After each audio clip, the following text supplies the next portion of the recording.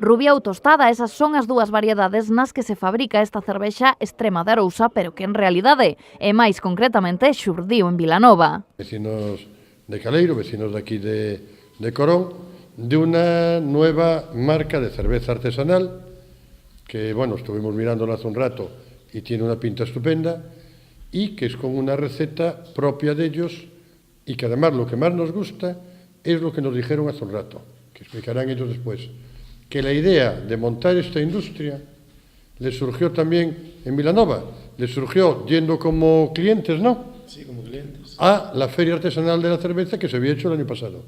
Iván, Sergio e Juan Ramón, tres veciños deste municipio de Osalnés, decidiron crear unha cervexa de autor artesá que nada tivese que envexar as grandes marcas que hoxe en día se poden adquirir en diferentes establecementos.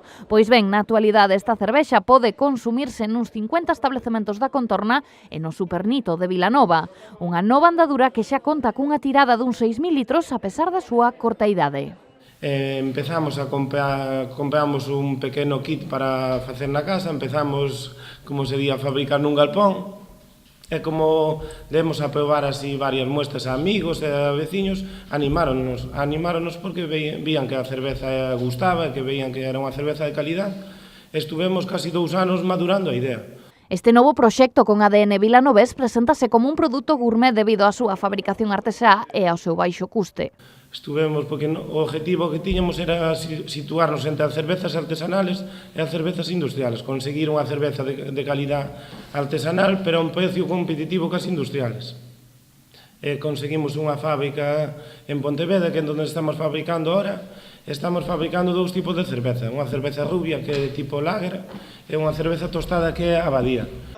Entre bambalinas podemos adiantarlles que se non son capaces de atopala, poderán probala seguramente na festa do Mesillón de Vilanova ou na da cervexa. Que é unha receta únicamente nosa, e a outra, a Nasa Extrema, é unha colaboración de 2 empresas. Na fábrica que fabricamos, que é a fábrica de